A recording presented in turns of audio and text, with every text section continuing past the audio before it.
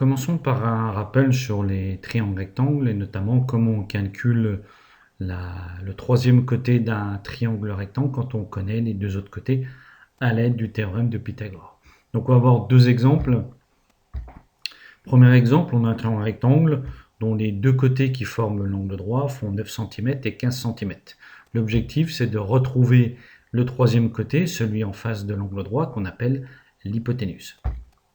Pour ça, pour calculer la longueur de l'hypoténuse, on peut le calculer d'un coup en faisant la racine carrée des deux côtés, de la somme des deux autres côtés au carré. Donc en fait, on prend 15 au carré, 15 fois 15, on prend 9 au carré, 9 fois 9, on ajoute les deux, et ensuite on calcule la racine carrée du résultat.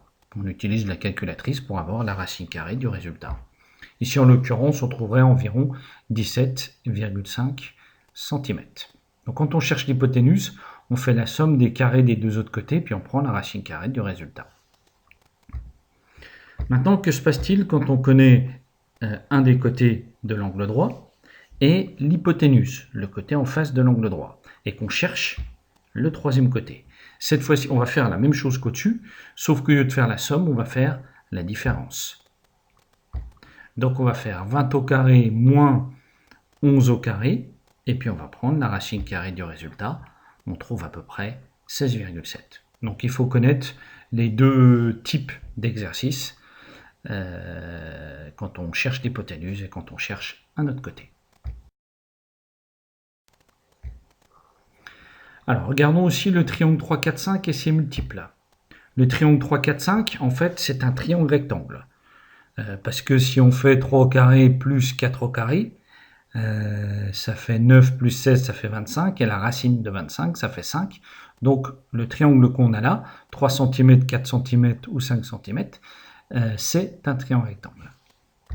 Et ce qui se passe, c'est que tous les multiples de ce triangle sont aussi des rectangles, des triangles rectangles. Par exemple, si je multiplie toutes les dimensions par 2, donc j'obtiens 6, 8 et 10, c'est aussi un triangle rectangle. On peut le vérifier, 6 au carré ça fait 36, plus 8 au carré ça fait 64, 36 et 64 ça fait 100, racine carrée de 100 ça fait 10.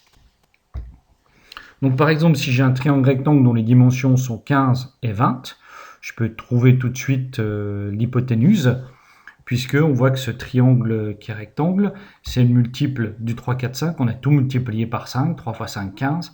4 fois 5, 20. Donc l'hypoténuse, 5 fois 5, 25.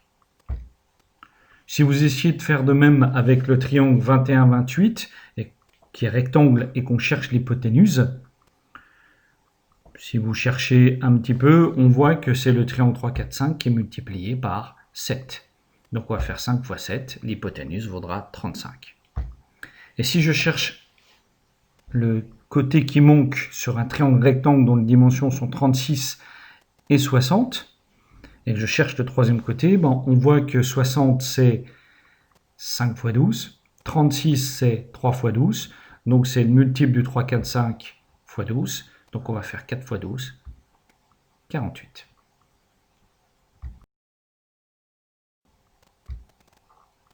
Alors regardons maintenant l'utilité du triangle 3, 4, 5. En fait, le triangle 3, 4, 5 va nous servir sur le terrain à l'aide d'un cordeau pour tracer en fait des angles droits.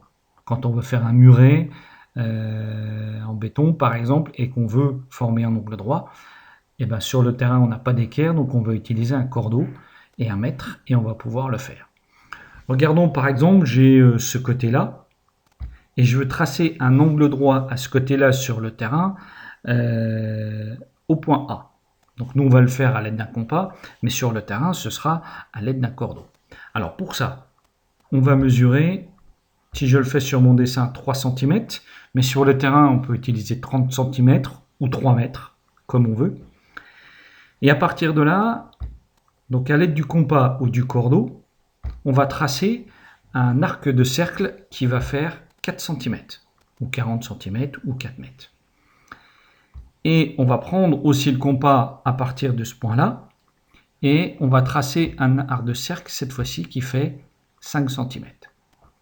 Et à l'intersection des deux arcs de cercle, On va pouvoir tracer un segment du point A jusqu'à cette intersection. Et à ce moment-là, on va obtenir un angle droit. Donc voilà comment on peut faire sur le terrain avec le 3, 4, 5. Donc ça peut être 3, 30 cm, 40 cm, 50 cm, ou 3 mètres, 4 mètres, 5 mètres, ou tous les multiples de triangle 3, 4, 5.